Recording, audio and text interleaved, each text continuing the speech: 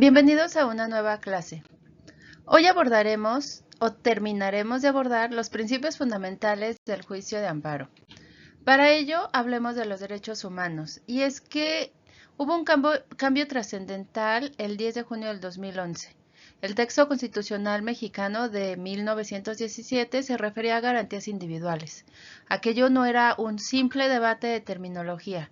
Detrás de la palabra garantía existía una teoría positivista que asumía que el Estado era el soberano absoluto y que de manera unilateral y benévola le concedía o regalaba ciertos derechos a los ciudadanos. El juicio de amparo se extendía únicamente como un instrumento para vigilar que esas garantías individuales redactadas estrictamente en el texto nacional no fueran violadas.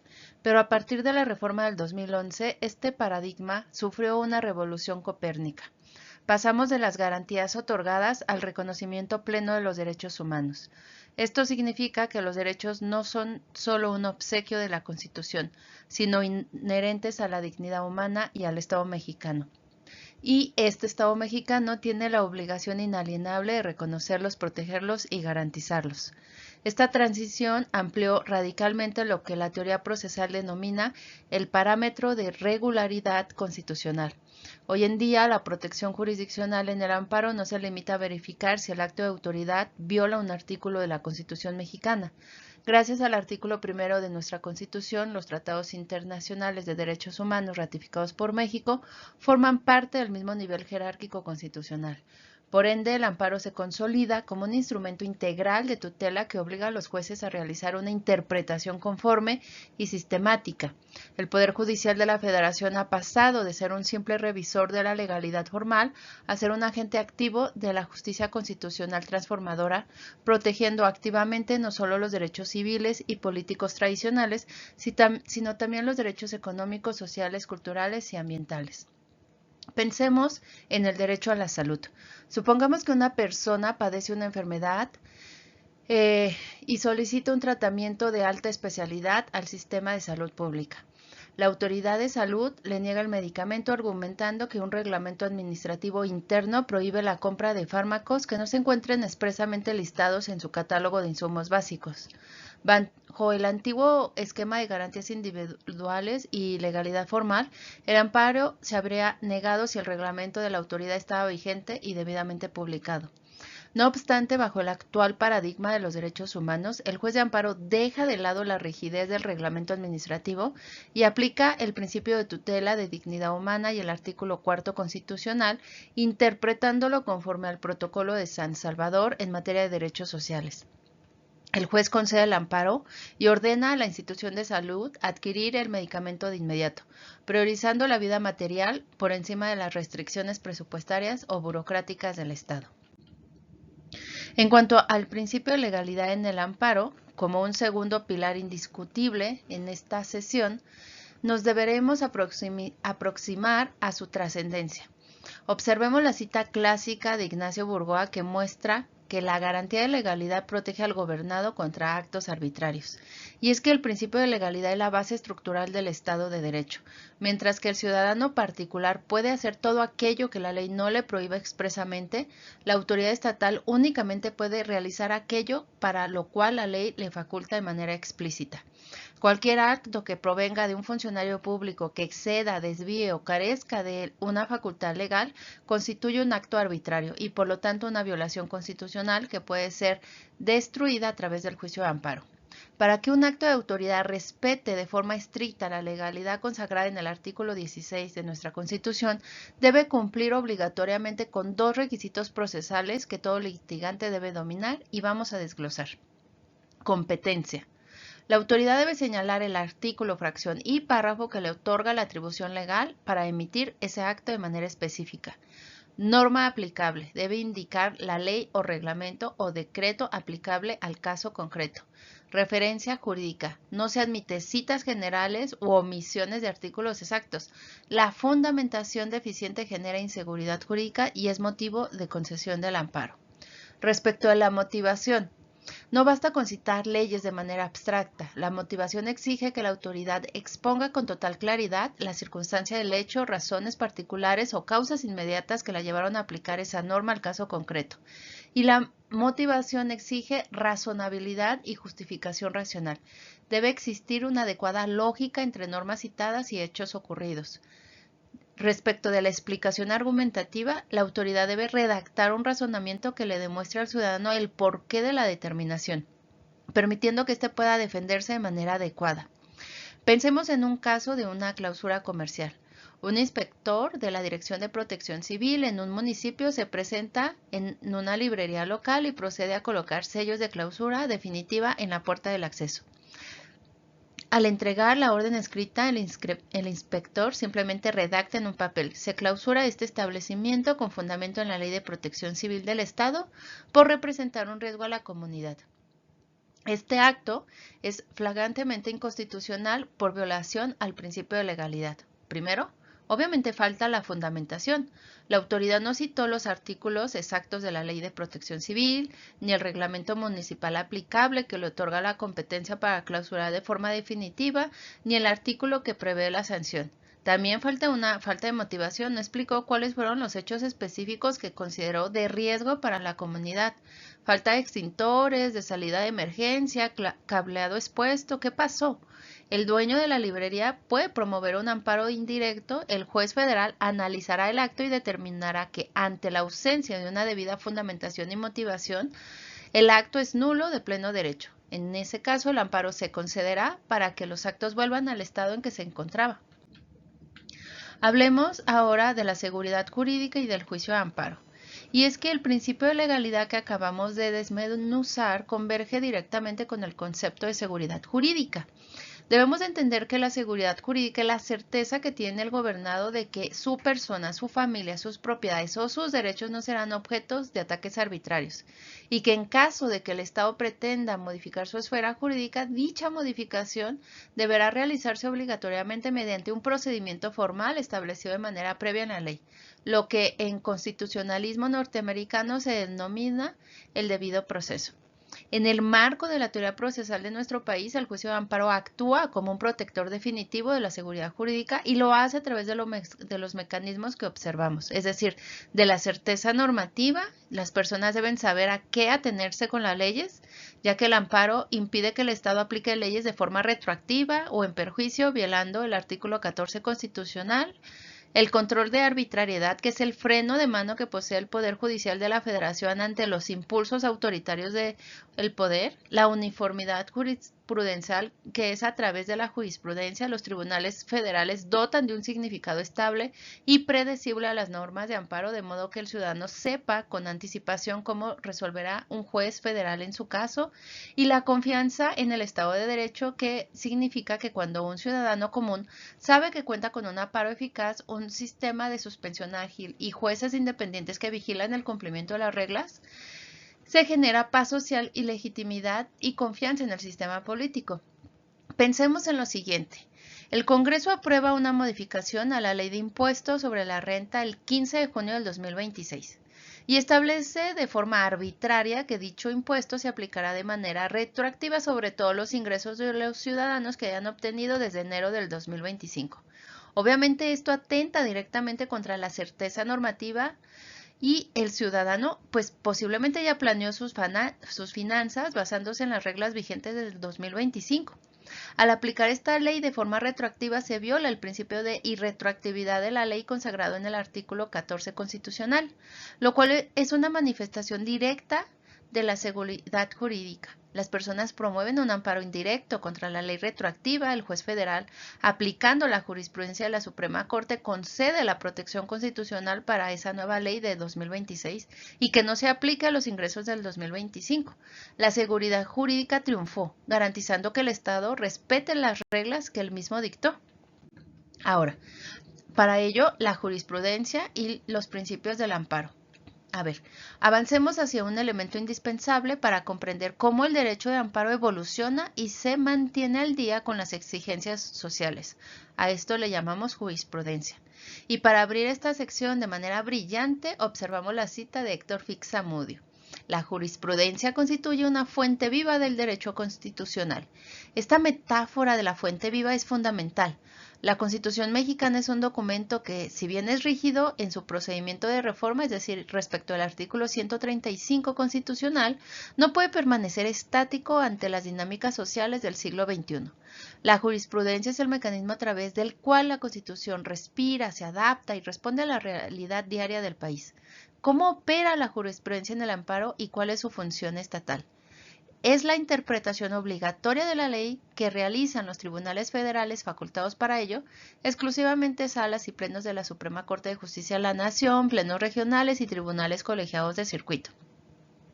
Para ello, tradicionalmente la jurisprudencia se formaba a través de un sistema de reiteración de criterios.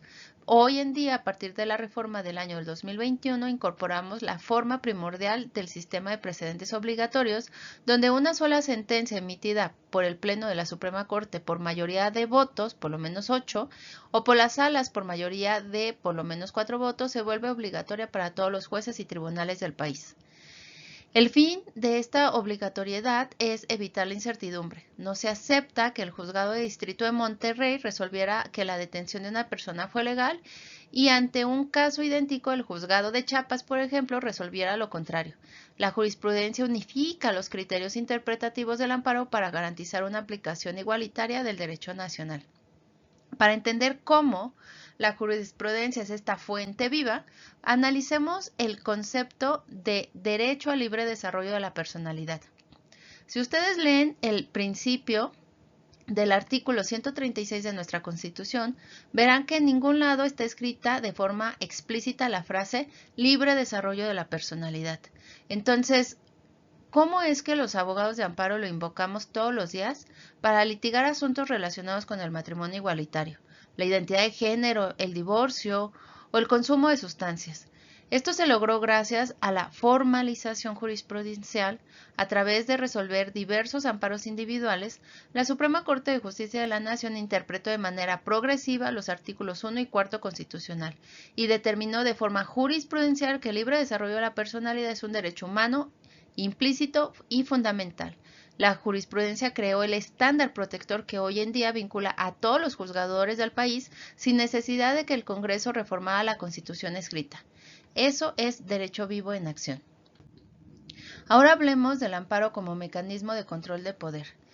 Recordemos que desde la antigua Grecia y pasando por Montesquieu, la ciencia política ha descubierto una verdad inmutable. Quienes tienen el poder tienden a abusar de él, a menos que encuentren límites. El juicio de amparo es por excelencia la vía procesal mediante la cual el ciudadano común y corriente somete al poder público al imperio de la Constitución.